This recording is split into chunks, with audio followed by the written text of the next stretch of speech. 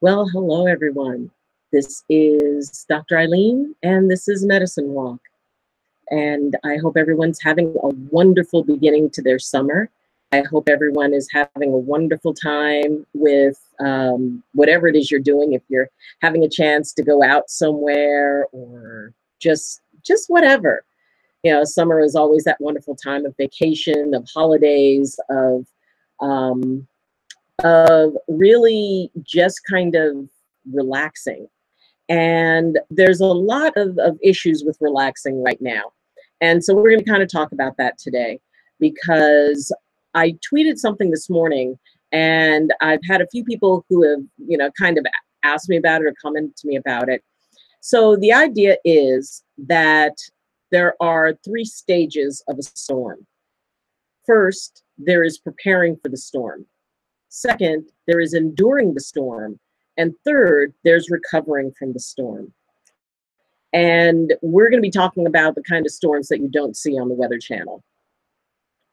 Relationships, whether it's with family members, with, loved ones, who, romantic relationships, work relationships, or even on the scale of a very troubled and polarized nation.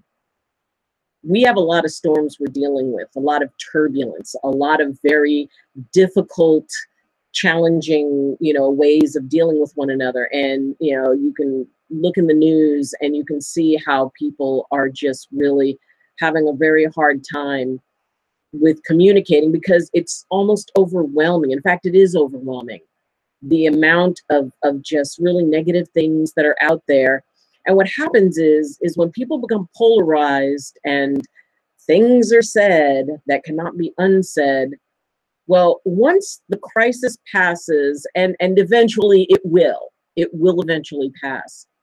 But once it does pass, how do we all kind of go through the black box and the wreckage and figure out a way that we can go back to being civil to one another? Because there's a lot of talk about civility lately. And so what I propose is that you look at it as if it's a storm. Now, stage one, preparation. When I was living in Louisiana, that was the year that Hurricane Andrew came through.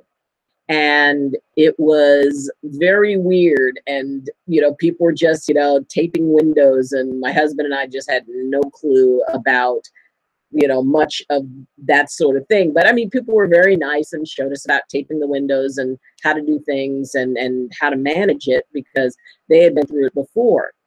So there's that preparation piece where, where in a storm, it might be taping your windows and bringing in the patio furniture because you see what's coming. You anticipate what's coming. Conflict always happens in relationships. I don't care how good of a relationship it is. At some point, a conflict is going to happen. And there are ways that you can manage that even before you go into, a situation, because the time to figure out how to resolve a conflict is not while you're in the conflict.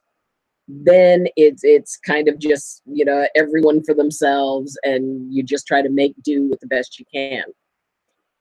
If you're in any type of relationship, let's just say it's a romantic relationship. At some point, as you get to know each other, there's going to be a conflict.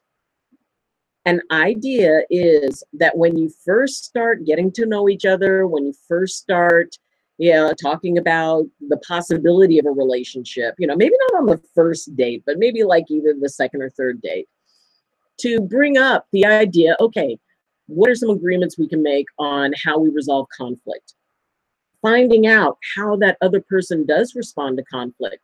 That is a really good conversation to have, because if you're in the moment of the conflict and a person comes off either very aggressively or they want to walk away, if you've got two people in a relationship and the pattern of one is to walk away and cool off, and the pattern of the other one is, no, we have to talk about this, well, that's going to immediately create a pretty nasty conflict, because the one, each one wants to go with what it is that they believe is the correct way to handle it, and they're in direct opposition. So it's good to figure out in advance, with, okay, do you like Chinese food? Are you gluten free? Do you like murder mysteries? Oh, by the way, how do you handle it when you get into an argument with someone? So by creating agreements, if one person said, well, you know what, for me, I have to walk away, the other person could say, okay, normally I think it's a better idea to stay and talk. So let's make an agreement that we will just walk away, but we agree on an amount of time. We agree, like, you know what, after an hour, we come back, we check in. If we need another hour, if if more time is needed, we can talk about that, or we can figure out if that much time is needed. But can we figure out a way that we can both be able to kind of feel comfortable in this process? So that can also apply when you're dealing with things like political debates, or if you have a group of friends or family members, and you've got a lot of varying opinions and it's really ruining the family picnic. That's also a storm you can prepare for by saying, you know what, if every year, Aunt so and so or Uncle so and so decide that they want to just get on their soapbox, you can have a discussion and say, okay, this year we're going to make some agreements. The agreement is that we will not discuss politics, we will not discuss whatever it is that is the triggering event, unless everyone agrees that we can do this. Okay, if two people want to discuss it and they want to go off by themselves and discuss it quietly, okay. But it's not something that the entire group is going to get involved in, because you're there for fun. You're there to spend time together. You're there to look at picture albums or whatever. So agreements are just vital tools in being able to prepare for any type of a storm. Let's say the storm is a volatile work situation. Maybe there might be layoffs, there might not. And you don't know what's coming up, and people are feeling very insecure.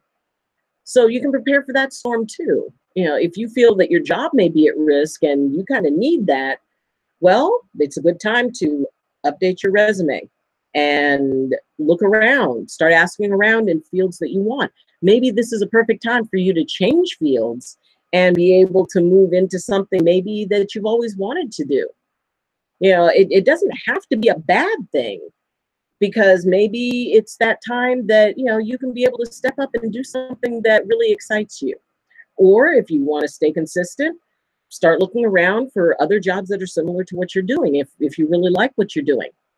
But by occupying yourself with something that can lead to something positive and take away the uncertainty, that can do a lot to help to lower that stress level for when that moment happens, if that moment happens, so that you can be able to manage it and come from a place of choice. If something comes out of the blue and it's like, oh my gosh, there's a layoff, and yes, sometimes there's no warning for those. At that point, you just do the best that you can. And, it's always good to have a few little, irons in the fire and a few ideas as to, well, if this wasn't going to work out, what else would I like to do? And it can actually be something that can be very empowering. And the whole idea is, when you're in a situation where you're heading into a storm, what you want is to feel empowered. You don't want to feel helpless, because that only gets you just sucked into the emotion and then the fear and all the craziness of it. And you get sucked into other people's crazy too. So make sure that if it's a situation where you can figure out, okay, what is the plan in case X happens? And that's always a good idea. Yeah, how do we have an argument? How do two people communicate that things are not okay? The phrase I would use with people is, we need to talk. And anybody who knows me knows that if I come up and, say, you know what, we need to talk, then usually it's kind of a serious thing. But what I want to do is I want to communicate. I don't want to come in and say, doggone it, you did this and da da da da, and call you out in front of people. No, because that does not get anybody what they want. Ill-managed conflict has no winner. When you have a conflict and something is happening and something is going on and people are coming from their emotions, they're coming from their fear, they're coming from maybe some old stories, what happens is that it creates a situation where it's not going to be positive, where there is no positive outcome. So as we look at, the preparation piece, preparation for these types of events are crucial. They really are. And by saying what the rules are, what the agreements are, what the boundaries are, if everybody knows them, then we're okay. Now, let's talk about the other piece. Let's talk about the second part, enduring. Once the storm hits, the storm hits. The preparation is done. Whatever preparation you didn't have or you didn't do, well, that's just out. So the idea is to be able to have a creative way of doing something, and then when the process starts, it goes on automatic. Now, it may be in a relationship. It could be that, okay, in your preparation, you agreed that you would not, go at each other, or whatever your agreement is. Everybody goes to separate rooms. And then when that happens, everybody goes to the separate rooms, but then at some point you come back and talk. Now, the aspect of enduring means that you stay balanced, nobody panics, and you stay in that space of cooperation. You both remember that the goal is a meeting of the minds. The goal is that you will that you'll feel better about what's going on. So make sure that you have that as your fallback, because if you have some agreements that can help you to go through that endurement period, because maybe things are said, maybe things aren't, maybe it's a disagreement that's very heated. It's the agreements that help you work through the disagreement. And if somebody starts kind of going outside, it's like, okay, remember we agreed to this. Are we still both on with the agreement, or do we need to walk away for a few more minutes? So make sure that you get yourself set on what it is that you need. It's sort of like when a hurricane's coming. Make sure you have everything you need, because when it hits, you're just going to be stuck there. You don't know how long the storm is going to last. We don't know how long the storm is going to last, with all the stuff going on. But we know it'll end. Eventually, it will end.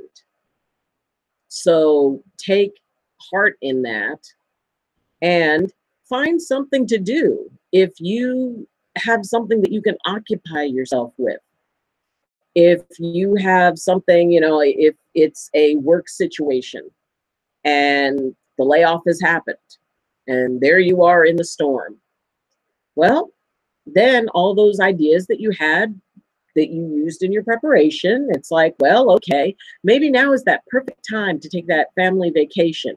You got a little bit saved up, and if that's something that's available to you, then yeah, go and get a change of scenery.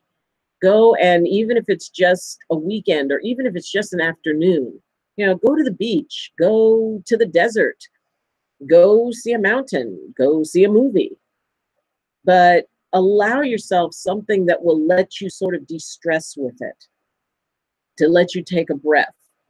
Because if you've prepared well, then once the storm hits, it's really just a matter of sitting through it and making it through it, and embracing it.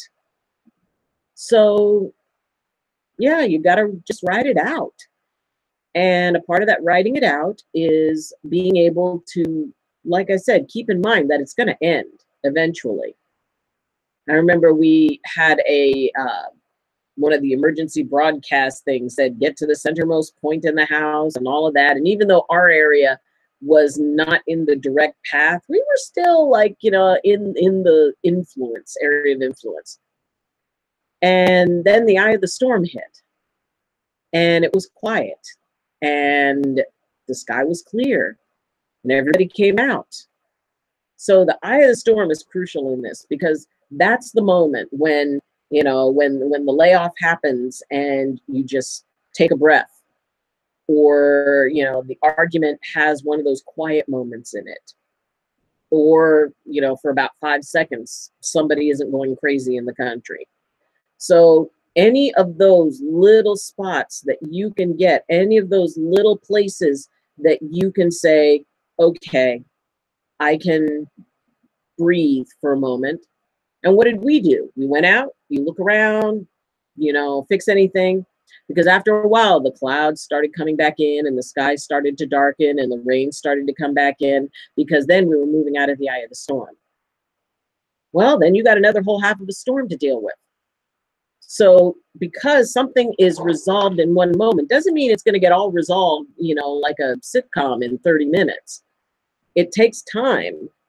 And we have Monica. Hi, Monica. These are all very important reminders, because oftentimes when a storm hits, we panic, or after the storm, we become traumatized. Thank you.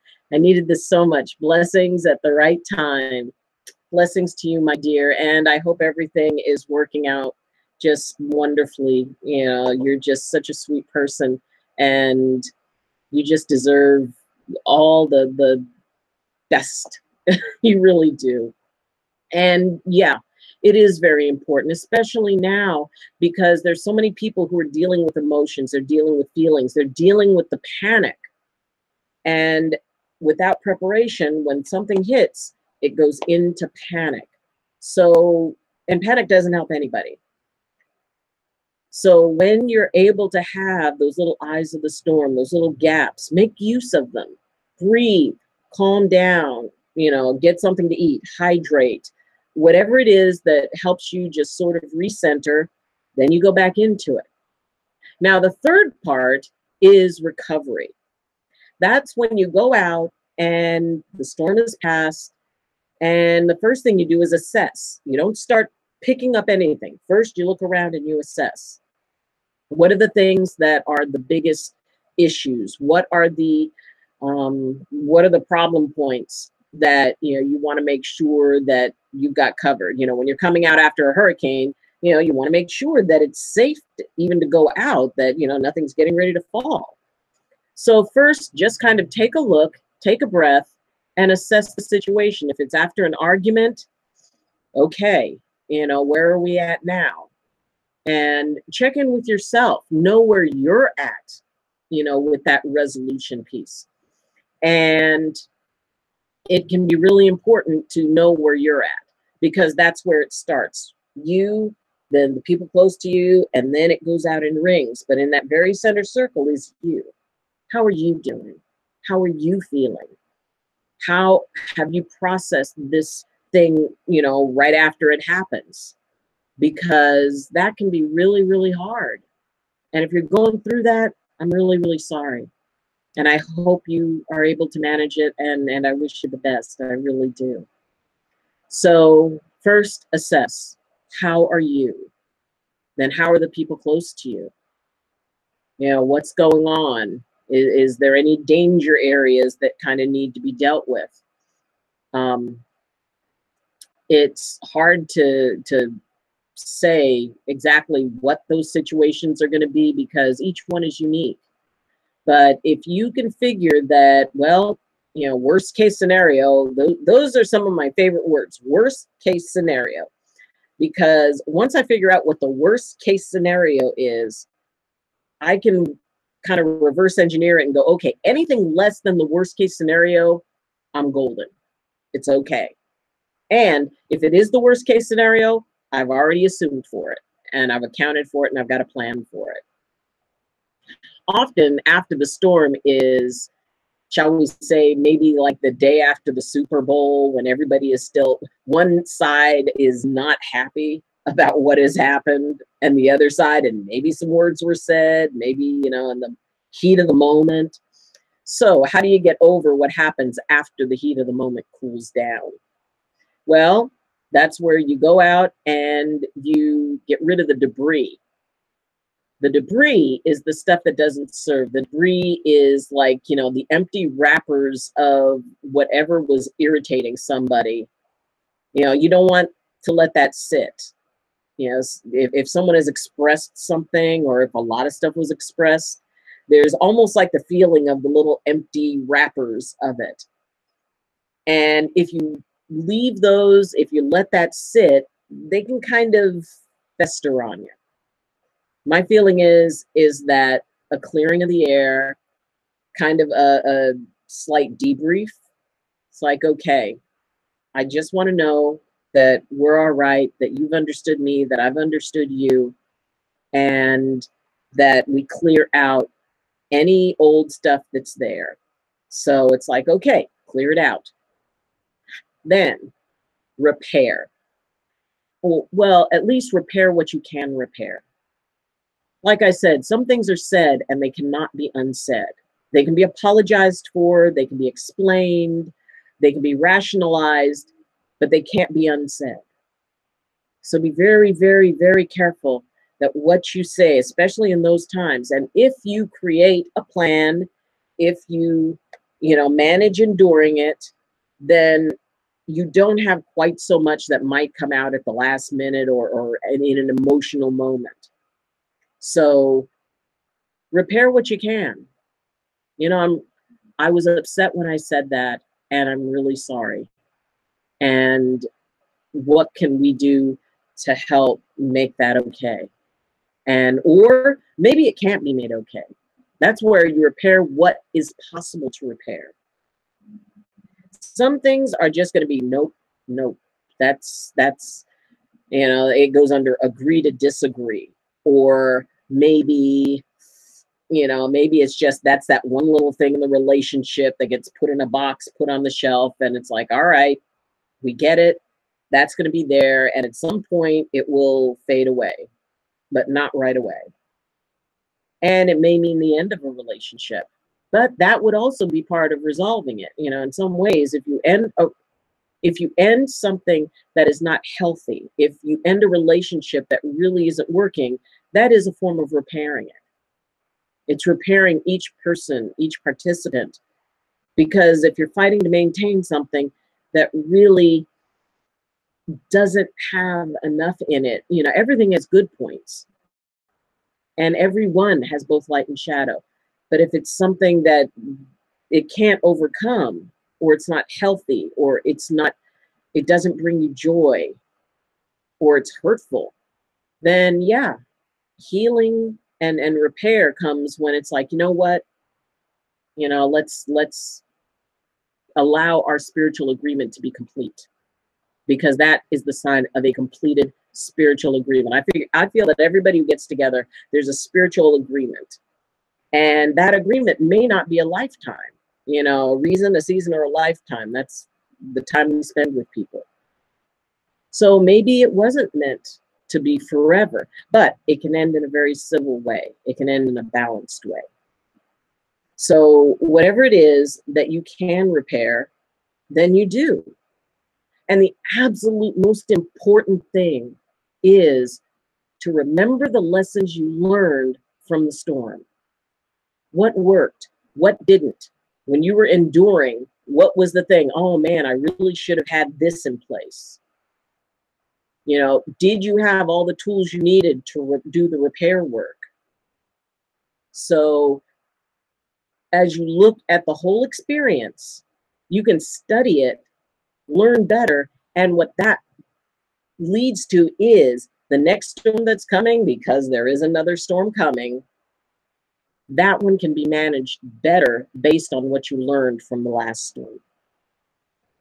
And it's a good thing to think about the storms, to talk about the storms, to talk about how each person resolves difficulties, to talk about, okay, we are diagnosed politically, and how can we still make this an okay relationship? How can we still get together and go bowling in a group and not have this be weird?